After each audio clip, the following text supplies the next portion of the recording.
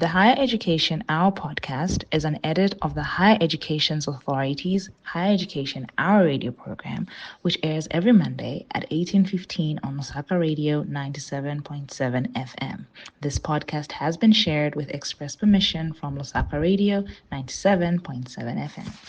97.7. This is Lusaka Radio. 97.7. Get ready for an exciting experience as we dive into an hour of higher education with the Higher Education Authority, HEA. The Higher Education Hour is the ultimate show that brings you the latest trends, policies, and insights on higher education in Zambia. Join us every week on Mondays at 18:15 hours on Lusaka Radio 97.7 FM for the live phone-in show as our seasoned specialists in Zambia distill higher education to you in digestible segments that will resolve every question you have about higher education. A 1-hour inside peek and unfiltered access to the development and transformation of higher education as the authority continues to ensure quality in higher education. So tune in and call into the show every Monday at 18:15 hours. The Higher Education Hour is brought to you by the Higher Education Authority with the generous support of Lusaka Radio 97.7 FM. The Higher Education Authority, ensuring quality in higher education.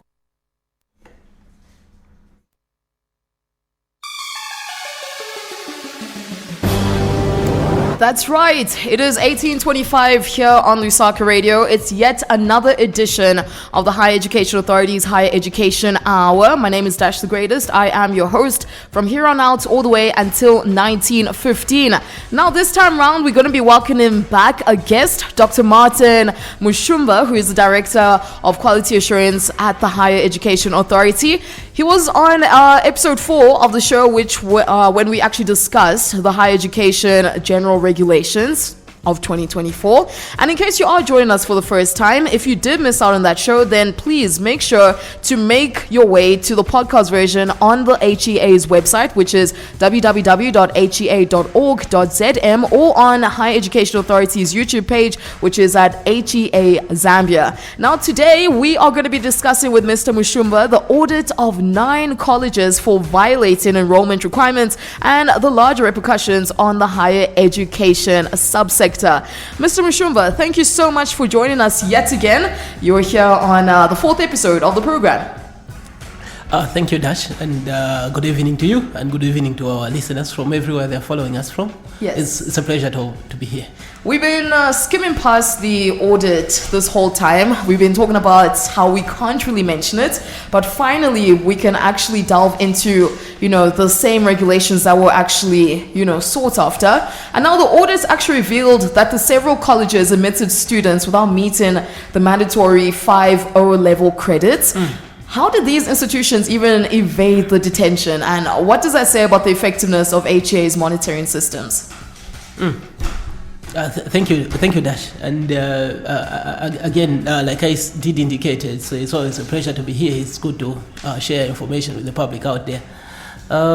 First and foremost, I want to say that they did not evade detection. Yes. Because we detected them, we discovered them.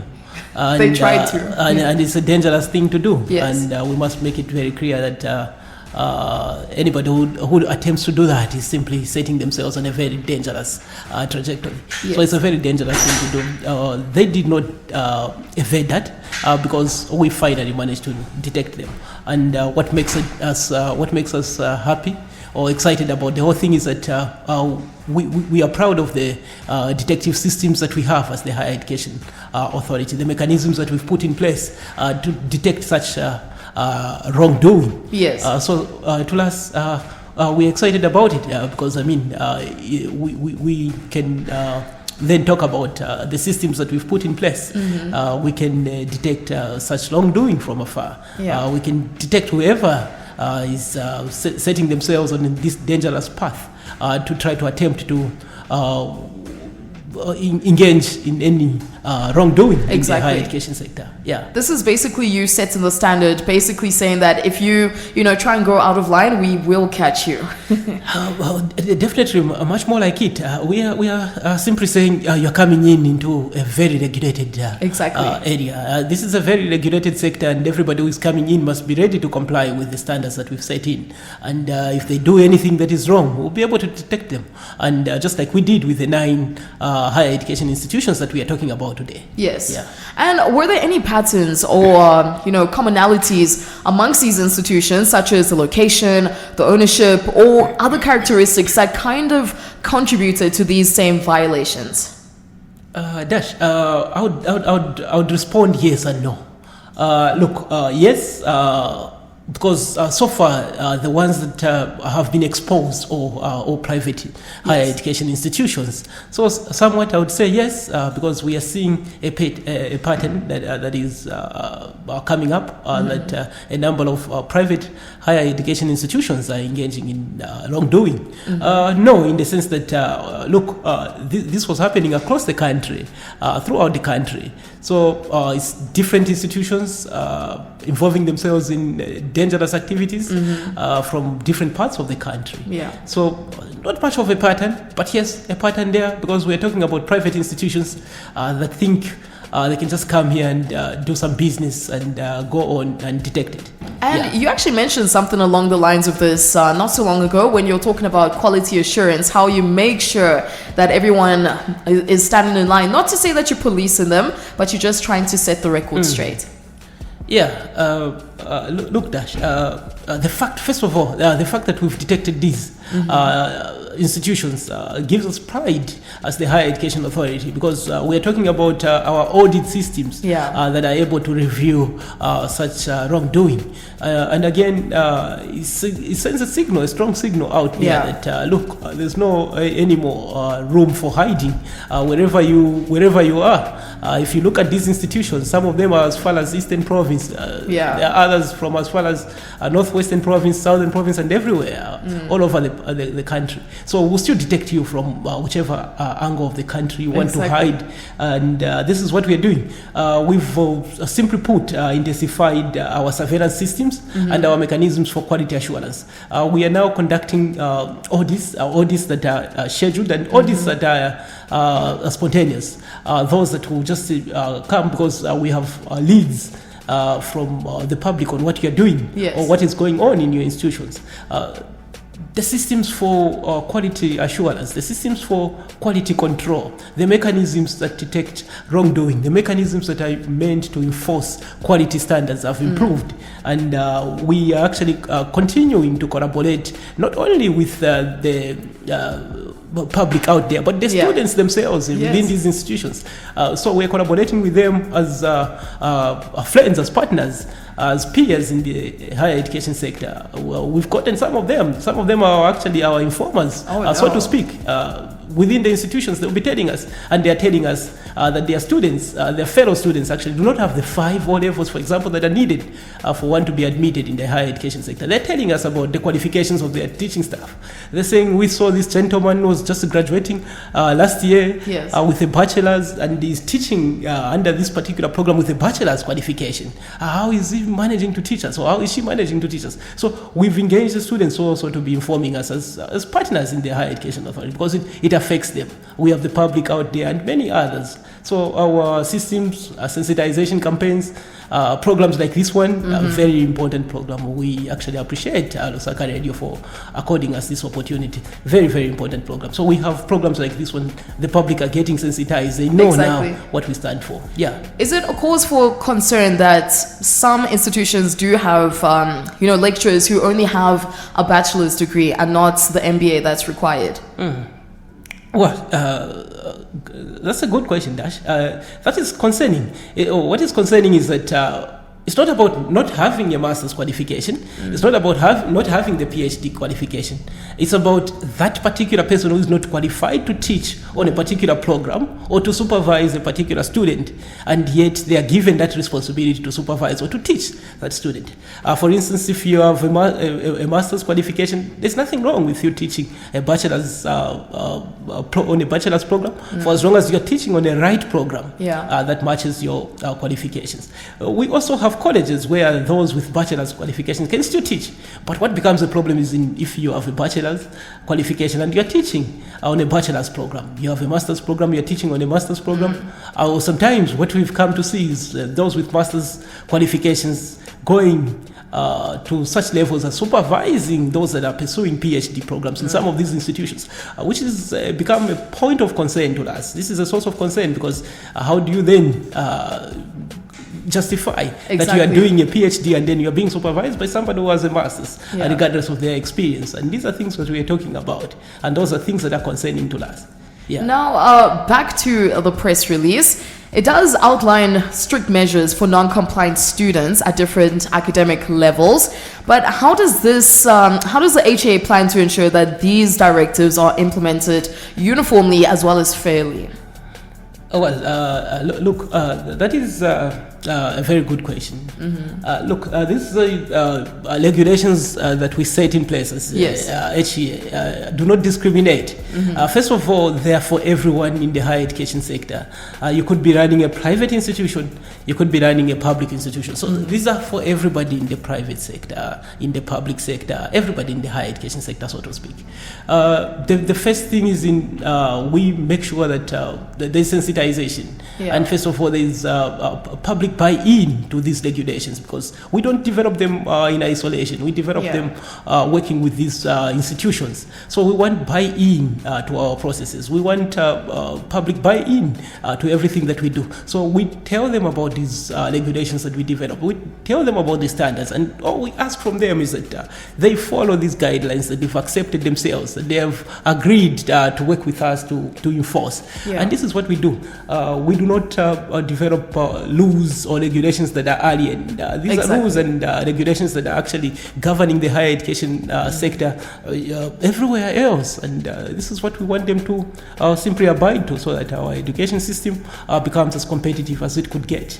So apart from that, how will the HEA support the students who are now, being asked to discontinue their studies? I'm sure that's also a little cause for concern for prospective students, because now they will be checking if this, particular university is accredited, and it also forces them to go into the website, the HEA website. Thank you, Dash. You see, I'm laughing because I love the reasoning. Not necessarily your reasoning, but your concern for the welfare of those that are affected. Look, we are talking about how would the police, in this case, if I had to put it in another way, how would the police then help those that are found defying the under 16s out there? How would they support them? The processes for counseling them and things like that. Exactly. Before we talk about, first of all, such processes that are sympathetic, as you are trying to put them, we have to talk about the stringent measures, first of all. How would HEA then ensure that these people are punished, so that others there follow not to do the same? That is first supposed to be the first concern. How do these institutions then get to have those firing shots that they do not do the same? Look, our concern is that these are students that we expect that they should know. Of course, there are those that have been taken advantage of, but many students do know that, for instance, if I do not have the 5 O-levels, I cannot get into college, I cannot get into university. But if they are lured into getting in there, first of all, we have to tell them that, look, who will help you? And the first support we'll give them is to give them a smooth exit from the colleges and universities. That is counseling enough, right?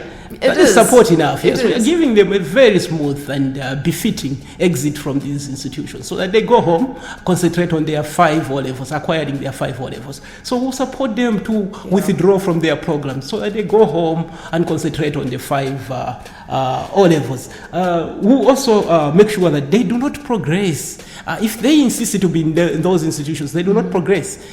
They remain there until they get the 5 O-levels. So we'll still support them. That is good support. We'll make sure that they stay, if they're in first year, they remain in first year, they do not go anywhere. And also that they do not go in any other institution where they should progress. And that is good support that we are giving them. We want them to concentrate on their 5 O-levels. They get the 5 O-levels. Once they garner the 5 O-levels, then they can get into back into their programs so that they begin to progress. But for now, our good support towards them is to ensure that they do not progress to get into another or into a subsequent year. Exactly. And also that they do not actually change schools, get into other schools where they'll continue with the same long doing. We want to make sure that they smoothly withdraw from the programs. That is good support that we are giving them, and we'll give them that adequate support. It is good adequate support, yes. Yeah. I completely agree. But what about in the past? Because this is now when these sorts of cases are coming up. What about the people who had passed without 5 O-levels? Are you going to be revisiting the old records, the old documents, or this is just a standard that has just been implemented now? That's a very good concern. You see, one thing that we've come to discover as the higher education authorities, even the issue that we've talked about to some extent, not to undermine the problem of unemployment that we have, youth unemployment that we have. But we've come to realize through our higher education reports, our studies that we do, that most of those youths out there that are there, they have 40 qualifications that have no integrity. Exactly. For instance, you've gotten your bachelor's qualification, but you do not have the 5 O-levels. You do not have the grade 12 certificate, the needed grade 12 certificate, the needed grade 12 because when you are at a point of being recruited, whether as a teacher or as a nurse out there, is it any other profession, they'll first of all be asking for your qualifications, the 5 O-levels and everything. And every time we have this feedback as higher education authority, how then did you manage to have your graduates that you are sending us, they do not have the 5 O-levels, and things like that. And this is what we are saying as in, look, we must not allow this. First of all, for those that at a time when the legislations that we have were weak, they managed to evade the system and they have reached there. But then even as they reach there, very few managed to make it or to break through into the employment sector because they find it very hard to get there without the 5 O-levels. They do not meet the competitiveness that is needed to be assimilated in the industry. And this is what we want to save them from. We have just right now certain institutions that we are dealing with, and we've told them either to discontinue these programs because they are doing the wrong things of recruiting students without the needed 5 O-levels. And some of them have taken it so personal. Some of them think HEA is fighting, and we are trying to get them out of business.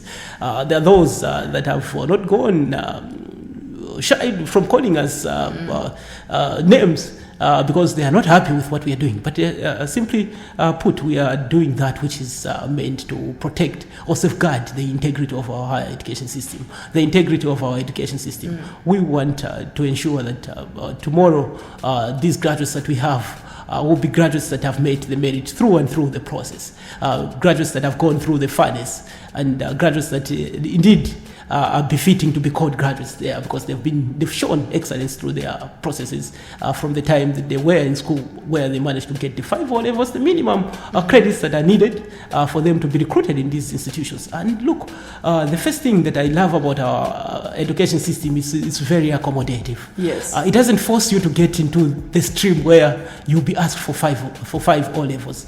We have the TVET system, a very considerate path. This path dash allows everyone, for as long as you feel you have the basic ability to read and write, you can go and do the courses that are there. Very many courses that are there that are being offered to those, and they will not ask for the 5 O-levels. They'll simply want you to get there because you're willing to learn, and we still need you to participate in the economic development of this country, in the various sectors that you can, and that is what we are saying. It's important. Why do you want to force yourself into the higher education section, which requires you to produce the 5 O-levels? And this is what we are saying. No, it's very important. I mean, there's a reason why you are an award-winning institution, and that's because you set standards by which every institution is supposed to abide by. But are there any plans for, transitional arrangements such as remedial programs? And you did mention counseling earlier. First of all, the plans for transition arrangements isn't. We've emphasized from the beginning that the needed requirements for admission, which is the eligibility status that is needed for you to demonstrate, is you should have the 5 O-levels.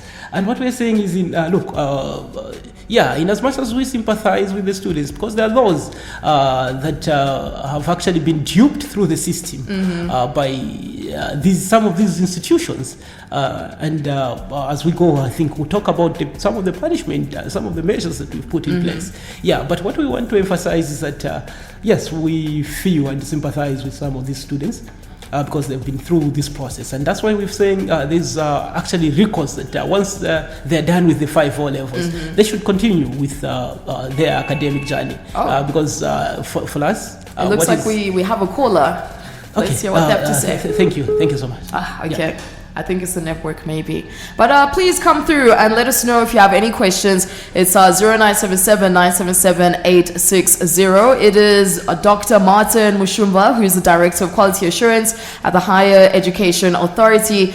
There was a caller who wanted to come through. I don't know if it's because it's raining, but please feel free to come through at 0977-977-860. As you were saying, sir, before I, unfortunately cut you off. So what we were saying is, in the effective counsel that we can actually give to all the learners is, to all those that are interested to continue, first of all, with their education, is to be patient with the processes that are needed. Let them be patient to the point that they will get, they garner all the 5 O-levels that are needed. And then they'll come and join us back in this, and this is what we are saying. And again, we are telling them there are those that are impatient, those that can't wait. Our country is very considerate, and we have a dual system for those that need the 5 O-levels, the academic route, and then we have the vocational and skills route. I know some of them are talented, and they would actually do very well if they get to accept that they can do well in the vocational and skills route, and we actually urge them to look at that. And this is a route actually where the government has thrown lots of money in terms of giving support to those that are doing. We need these skills, actually. We need these skills. We need these competences to develop our country. And the one thing I love about it is this is a path actually that is being used to address, majorly so, to address youth unemployment, because these are the skills, the immediate skills that we need in our society. Skills in bricklaying, skills that we need in the food sector, skills that we need in the processing and manufacturing sector. There are many skills that we need in hotel and industry. These are skills that can help a lot of youths. Let us begin to appreciate these skills, and those that do not have the 5 O-levels, that struggle with the 5 O-levels, must remember that there is this important route, and the government has thrown lots of money. And they will not ask you for the 5 O-levels. They will simply ask you for the ability to understand, because most of maybe the lessons are offered in English. You'll be able to understand and read in English. And once you get onto that path, quickly you will be able to get the jobs. And this is what we're saying. Let those that have the 5 O-levels and everything struggle with the need to push and get their bachelors, their diplomas and everything. Exactly. And that's a good counsel, right? We're giving them a counsel. There's beauty in the struggle. So it's something that you can actually learn something from. Otherwise, we are joined today on the Higher Education Authority's Higher Education Hour. Our guest is Dr. Martin Mushumba, who is the Director of Quality Assurance at the Higher Education Authority. In case you have any questions, it's 0977-977-860. Please feel free, because we are talking everything that's got to do with the Higher Education Authority. But today, we're actually focusing on the audit report that was released of the 9 colleges for violating enrollment requirements, and also the larger repercussions on the higher education subsector. Otherwise, we're going to take a quick break, and then afterwards, we're going to find out more about institutional accountability going beyond the directives in order to halt non-compliant admissions. Otherwise, it is Lusaka Radio 97.7. It's 18:51 on Lusaka Radio. This is the Higher Education Hour.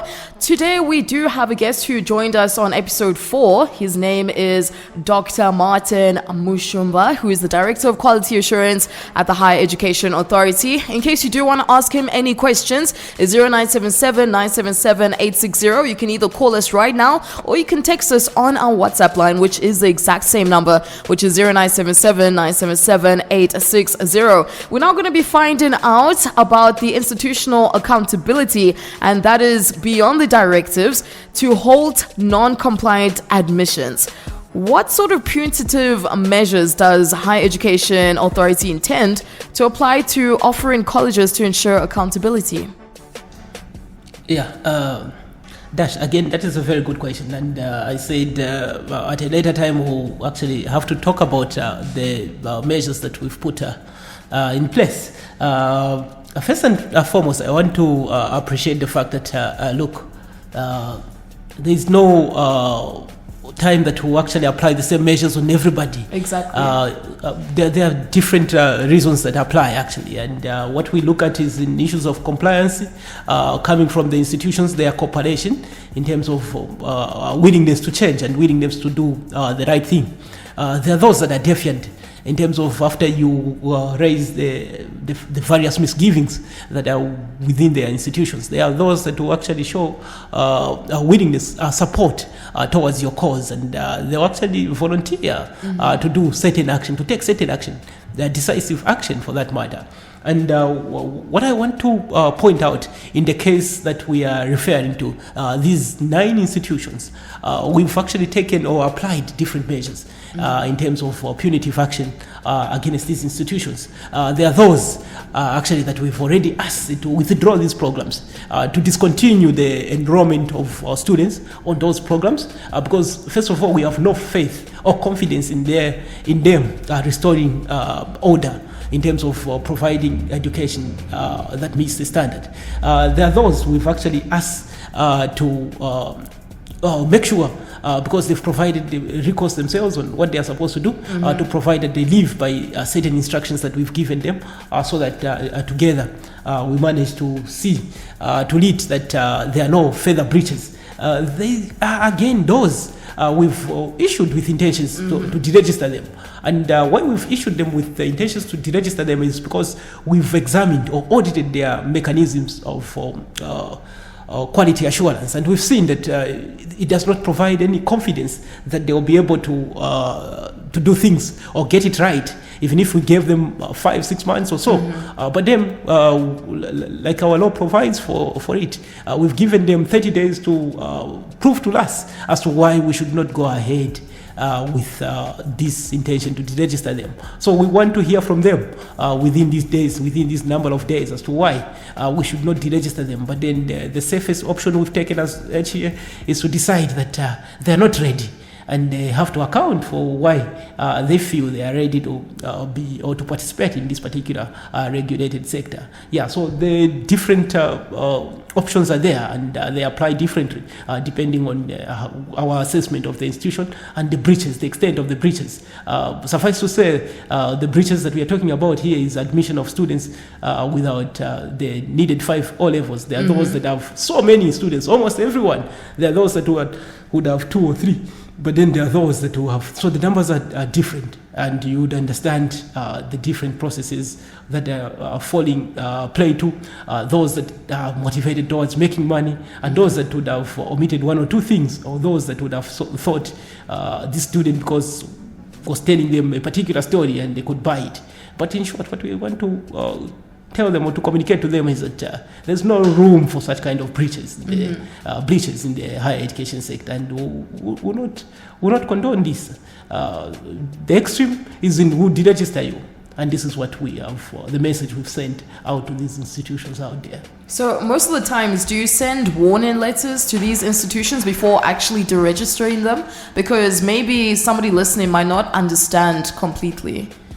Yeah, again, what I want to say is in the measures, as I did indicate, are different from one institution to the other. But before deregistering these institutions, we actually indicate to them that because of the following breaches that we've cited, we'll cite the breaches. And once we mention them, there could be 2, 3, 4, 5 reasons.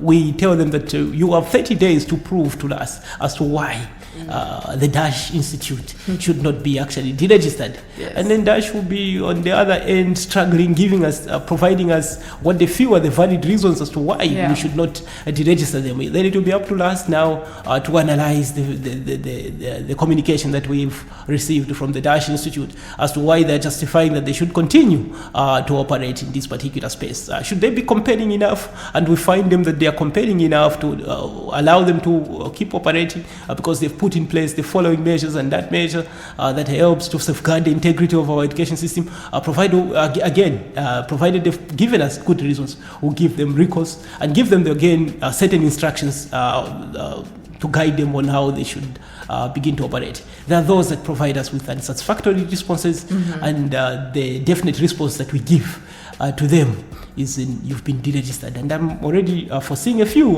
of them because of the weak responses that we've gotten from some of them, that just in a few weeks' time, I think we must be announcing that we've deregistered the following following universities because of the breaches that they've been involved in. And this is what we are talking about. The idea is this time around, I think there's no room for hiding. Yes. What gave them comfort was previously the weak regulatory system. The regulatory system this time around has been strengthened. And again, it is always said, it begins with, it starts with, and always ends with leadership. I think we have a leadership that is very decisive this time around. Very decisive in the manner in which they treat issues of quality assurance. Very decisive in the ambition they've showed towards academic transformation, towards transforming our sector. And this compromise that used to be tolerated, the breaches that will be there because people could simply navigate the law then, the weak regulatory system then, and the excuses they had about the transition system when HEA was still coming in. Remember that HEA is quite new. Yes. So HEA was just coming in, and others did not know whether they belong to HEA or they belong to the Teaching Council of Zambia, or they belong to the Nursing and Midwifery Council of Zambia, or the Health Professionals Council of Zambia, or maybe Ministry of Agriculture, Ministry of Community Development also, because there are institutions that belong to these different bodies, or that belonged to these different bodies. So there was always that uncertainty that surrounded the institutions, those that didn't know where they could belong, and those that actually tried to use this transition period to commit these misgivings. And we told them, I think we've settled. And even HEA, this time around, I think it's not warning shots that we are giving, but we are actually informing the public that we've settled, and we've begun to appreciate the sector that we are governing. We've begun to appreciate the regulations that govern our space, and because of that, with time, actually, we've learned our sector very well, and we are able to tell who means well in the sector, who is doing the right thing, and those that are not doing well. And this is what is happening, and this is what is going to be changing the landscape.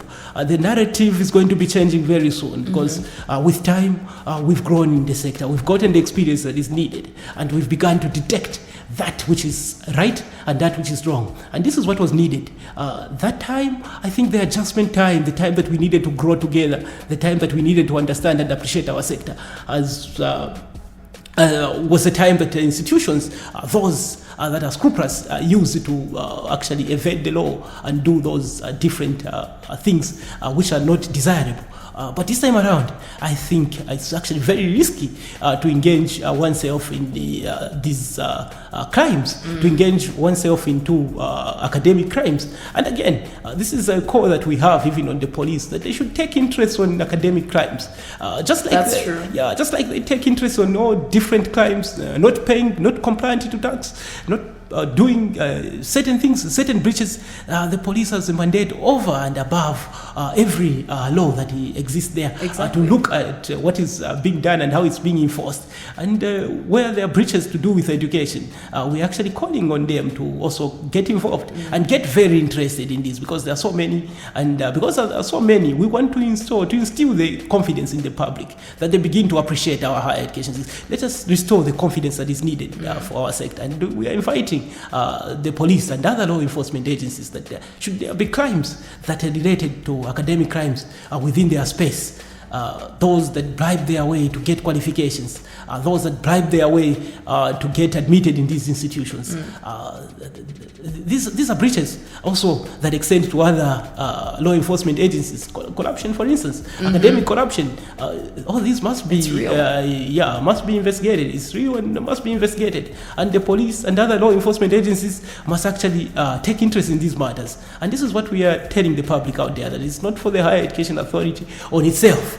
We actually need everybody. We need everybody to participate in these law enforcement agencies, the public, the students themselves. Let them know what is good for them. Let them know that, shortcuts will not help them. Let them know that, ultimately, at the end of the day, they'll be the ones that will need to go and perform in the industry. Yes. Imagine being taught by somebody that is incompetent, somebody that does not have the requisite qualifications. At the end, when you finish, you'll be the one who is supposed to perform, to work there as a journalist. You'll be the one that is supposed to go and dig for news. But how are you going to do it if you don't have the right skills to dig for that news? Exactly. To disseminate that information. And this is why we are telling the students, get involved, get the interest to understand who is managing your institution, how your institution is being managed, who is teaching you, how are they teaching you, are you being given the right deal or the raw deal? And this is what is happening. And this is what we are telling them as, from our point as Higher Education Authority, we are doing as much as we can, but we want every one of you to involve yourselves in this particular sector and begin to support us in this crusade. All by ourselves, we will not do it. We can only succeed because you are supporting us and you are helping us. Let us support each other towards the right cause, and that is the cause to restore our education integrity. And this is what we're calling for everyone to come on board and help us. That's why you've mentioned how whistleblowing actually helps in the terms of the public, or perhaps even the students themselves, because that's the only way you're going to also find out what is going on exactly in those institutions. Because you seldom find the lecturers coming to you on their own and say, okay, I confess this is what is actually going on. But it's through the students, because they're the ones who are receiving the information. They're the ones who need that quality education. Yeah. Ultimately, this is the kind of cooperation that we need. And I want to indicate to you, Dash, and the audience out there that, look, at the moment, I think there's no time that the Higher Education Authority has received the support that we are receiving this time around.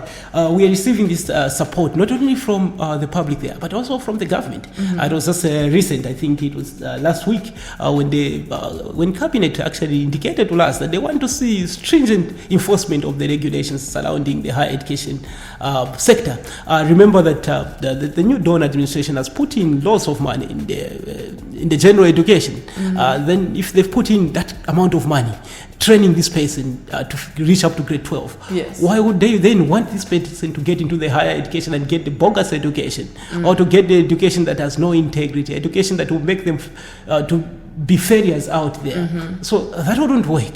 That would actually be wasting resources. And they are saying, look, because of the investment that we've put in, and also just the investment that we are putting in those public institutions, the investment we are putting in supporting more of our learners to have funding towards their education and everything, we want to also get the right returns for our money.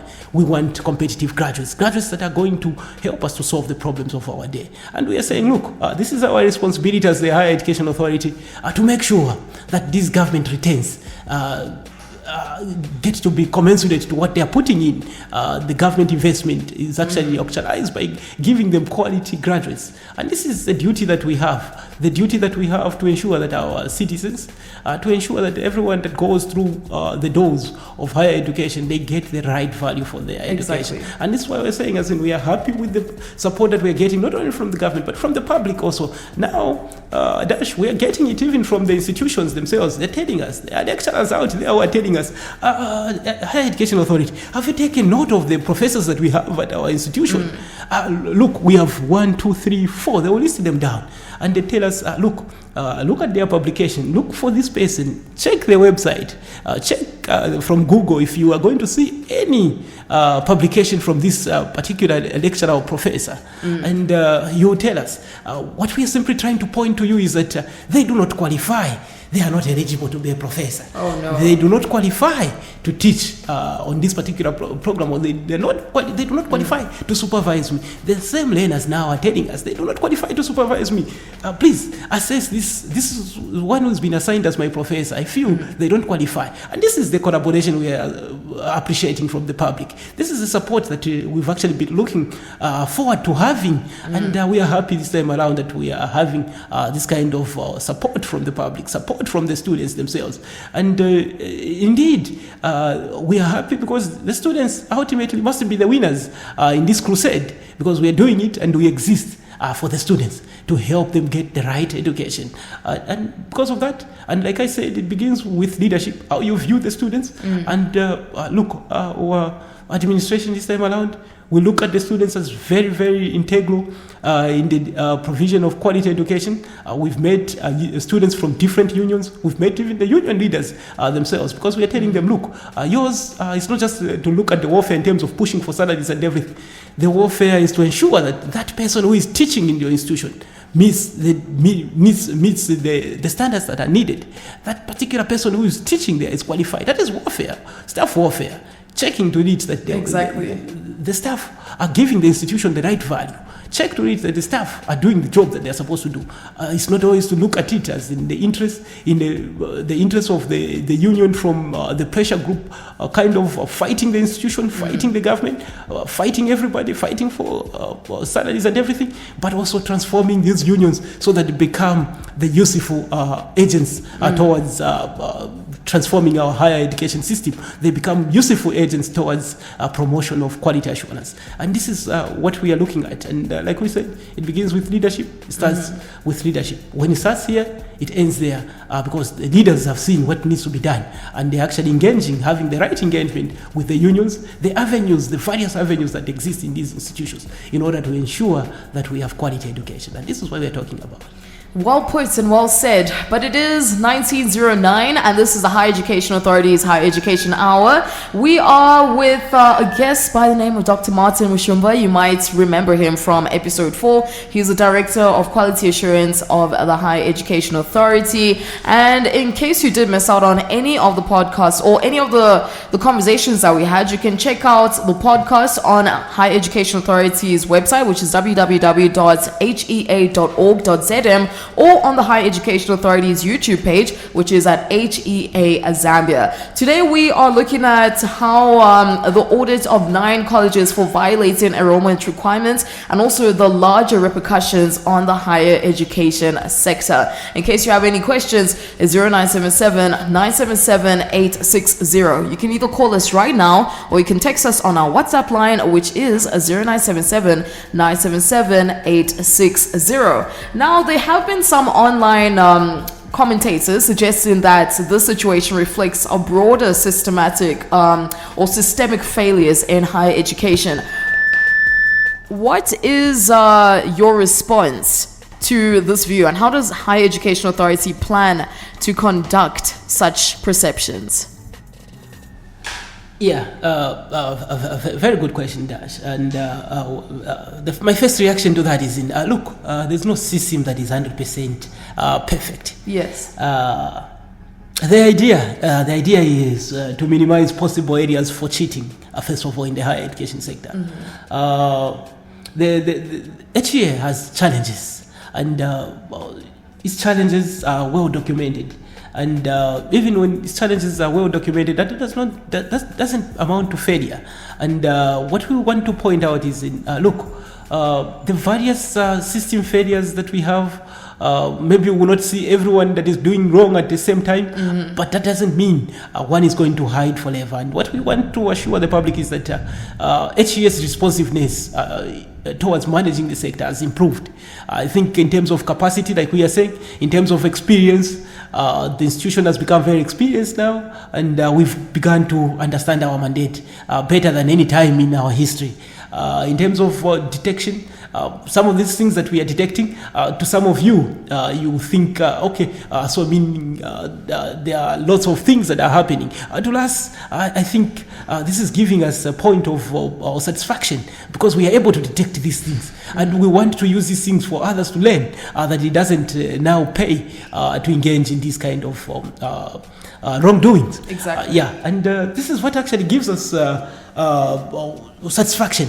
I remember that the higher education system itself, the higher education regulation system itself is quite small. It's quite young, and we are just developing. And this time around, I think we are comfortable with what we are doing. We are very comfortable, and we want to assure the public that look. What we are detecting today should actually give you the satisfaction that we are able to detect those wrongdoings there. And we want to also tell those that are involved in these wrongdoings that there is no more room for hiding. And if there is any time that it has been dangerous to commit such wrongdoings, it is this time, because we have now the eyes to see you, and we have the ears to listen and hear what you are doing out there. And I think our network of cooperation, our network of collaboration with stakeholders has actually grown. And this is the time that you are having that listen. No wonder you're having that response from the public. They're getting interested to know what we are doing. They're getting interested to know. And for us, this gives us room for comfort, because we know very well that the public is supporting our work, and they expect much from us. Like they say, to whom much is given, more is expected.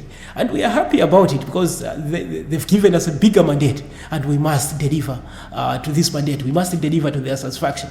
We must actually induce the confidence in them that, look, from what you are giving us, from what you've allowed us to do, this is what we are doing. We are exposing these, and these that we are exposing, they will not happen anymore. These institutions that we are doing these, look at what we've done. We've detected that there are these students that did not get this, and they will not be able to graduate. Remember, you were telling me that those that have already graduated from previous and everything, and now we are telling them that they will not be able to graduate. They will not be able to go on and graduate, because we detect this. We have these audits that happen, spontaneous audits that happen, scheduled audits within the year, and other mechanisms that we've put in place to detect all this kind of wrongdoings. We are happy with the systems that we have. I think it's very responsive now, responsive to manage the sector, responsive to detect wrongdoing. Yeah.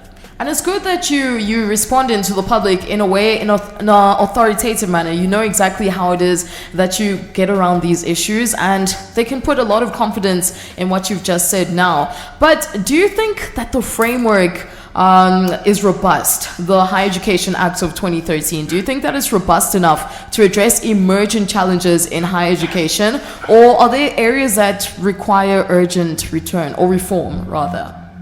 That's again a very good question, Dash.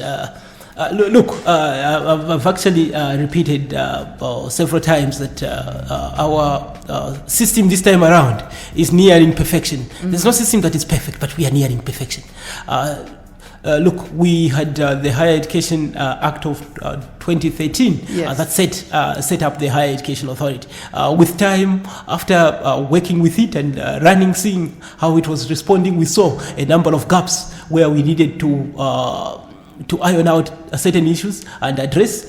In 2021, we had the Higher Education Amendment Act, number 23 of 2021, which is in play now. And what we are asking actually the public is that allow us to work using this law. We see how it's going to work.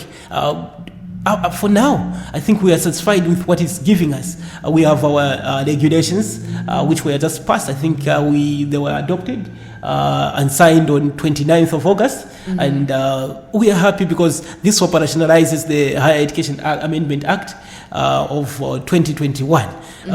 To us, I think the legal framework for now, we are not going to say it's perfect, but at least it's responsive to the needs of our sector. It's responsive to the challenges that we're expecting and what we are seeing in the sector. So it's helping us to address the various issues of quality assurance.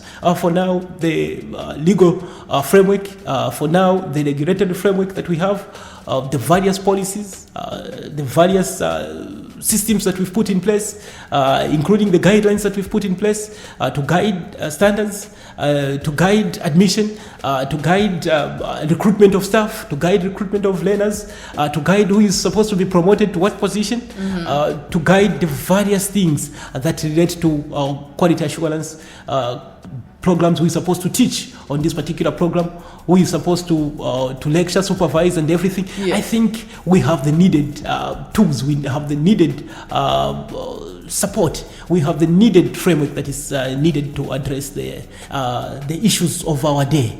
And should we say there will be emerging needs that we have to address, we'll definitely not be shy to call for enhancement of this particular legal framework that we have. For now, our call is that let us put it to test. Let us allow it to work and see what it's going to give us. But we're satisfied so far with what it's giving us and the direction it's giving us in terms of the room it's giving us to operate. It's giving us enough space to operate and respond to the different challenges that we are seeing out there. The last time that you came on episode 4, you did actually mention that the fact that it's ever evolving and every year you try and make it a mandate to at least update it every now and then. So this is just an assurance to say that you are working on it and nothing is ever perfect. There's always room for improvement. Yeah, just like we are indicating that it's no system that is perfect. Remember that our processes are benchmarked on what others are doing within the region and outside there to see what others are doing. And this is why we're saying, as in, for now, we want to work with what we have. And we continue to learn from others. We continue to benchmark our processes so that our systems become as competitive as they can get, so that our systems begin to respond to the needs of the day. Look, it's our desire to produce graduates that are competitive out there, to produce graduates that are going to contribute to national development, to the economic well-being of our country. And this is what we want. And should we see their deficiencies in terms of responsiveness of our graduates, our responsiveness of our systems, we will not shy away from actually calling for immediate changes or adjustment to our regulations and begin to work with what others are doing. And we do not want to remain behind. And that's why we are saying at any given time when there's need to update our regulations, our rules and laws, we'll actually call for it, and we'll actually go ahead to call for updates to these regulations of the higher education sector. It's a great way to put it. But lastly, I want to find out from you, Dr. Martin, do you foresee this incident impacting Zambia's reputation in the regional or global higher education landscape? And if so, how does the Higher Education Authority mitigate any negative impact? That's a good question. And the first thing is that yes, we see it impacting the Higher Education Authority, but in a positive way. Yes. In a positive way, in the sense that it's instilling confidence in the public that we are able to detect this. To me, that the public are reacting in the manner that they're doing, it actually encourages me, because it gives me the impression that the public is supporting our works. The public is hungry for quality education. Exactly. And this is what we are saying. If we have a system that doesn't allow us to detect such wrongdoing, then what are we doing? We want a system that is going to allow us to detect wrongs at any given time. And this is what we are saying. And this is instilling confidence out there to the international community and others out there that, look, the systems that the Higher Education Authority has now are robust. They will not allow that learner to graduate at the end, and then you start refusing them the job that they do not have the 5 O-levels. And this is what we are saying. Look, the systems that we have now do not give any profit towards cheating. You cannot cheat your way. You can't. This time around, we are telling you that we will detect everything that we are doing. Everything that we are doing will be seen by us, by our team, and see. Our team is going to know that you're doing the right thing or you're not doing the right thing. And look, the consequences are quite dear this time around. The consequences are quite severe for cheating of any sort.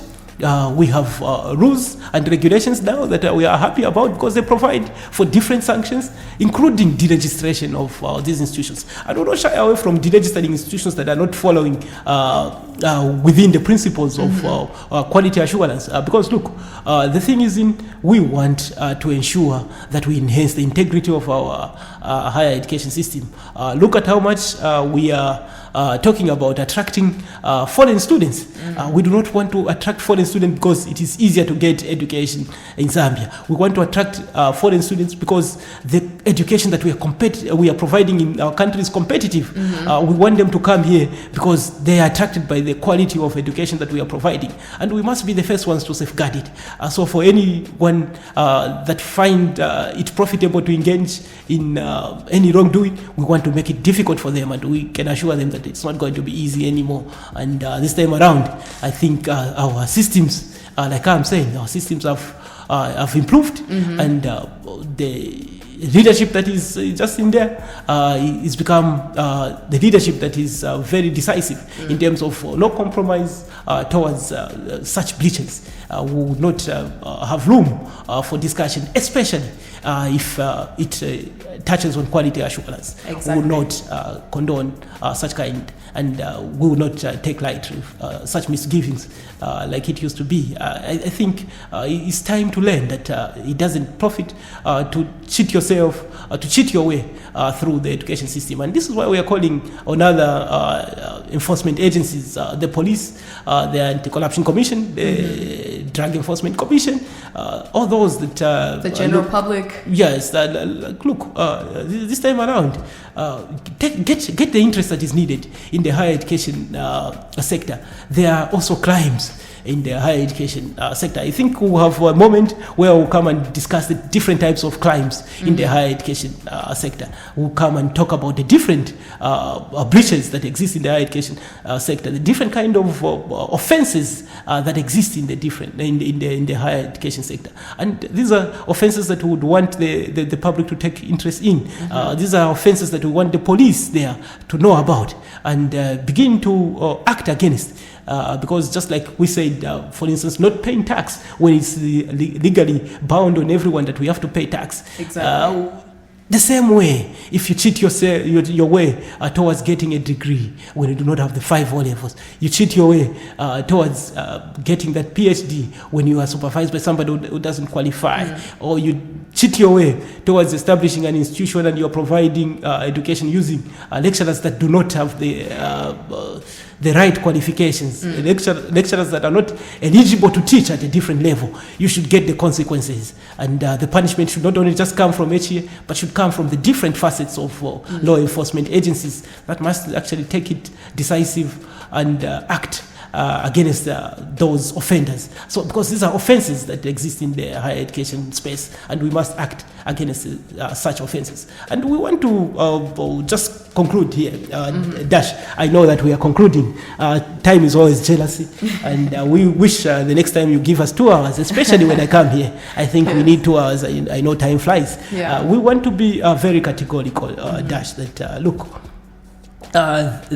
these institutions, private institutions that are coming into our sector, the higher education sector, they're coming in a very regulated space. And they must be ready, just like they comply with paying their taxes, they must be ready to comply with the rules and regulations that we have in our higher education sector.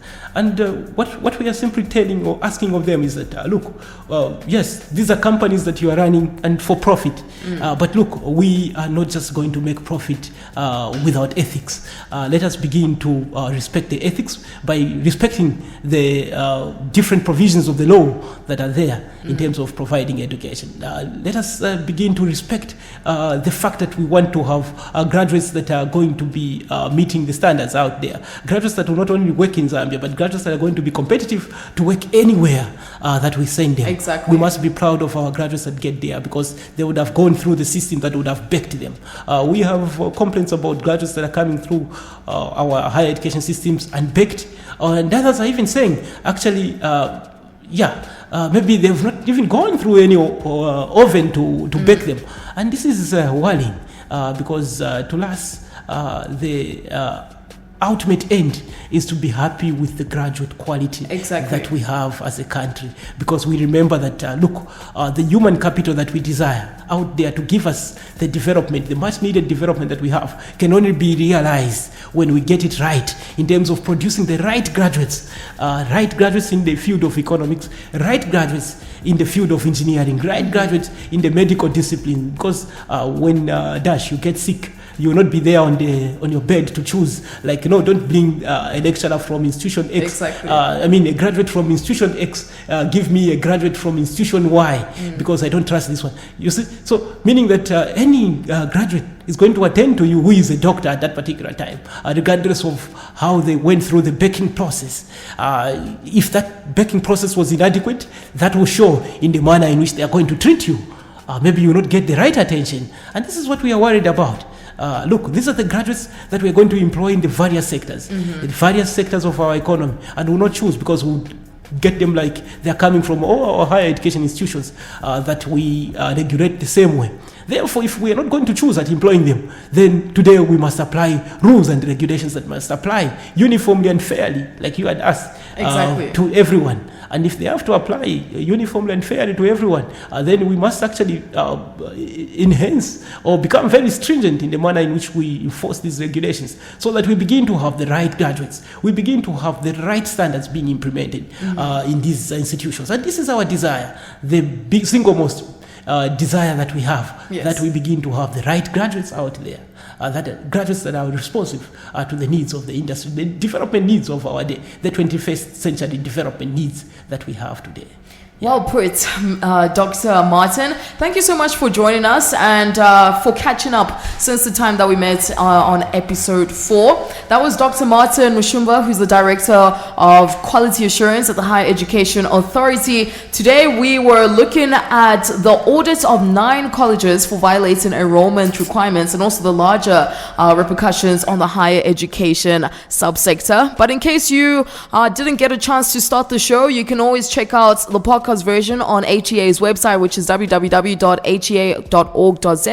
or on the HEA's YouTube page, which is at HEA Zambia. But as for me, Dash the Greatest, another exciting edition of the Higher Education Authority. Coming up is Ramsey the Black Voice. He's going to be taking you on the City Closer. Otherwise, in case you do want to tune in next week Monday, it's from 18:15 all the way until 19:15. And if you have any questions whatsoever, it is 0977 977 860. Otherwise, have yourself a fantastic evening.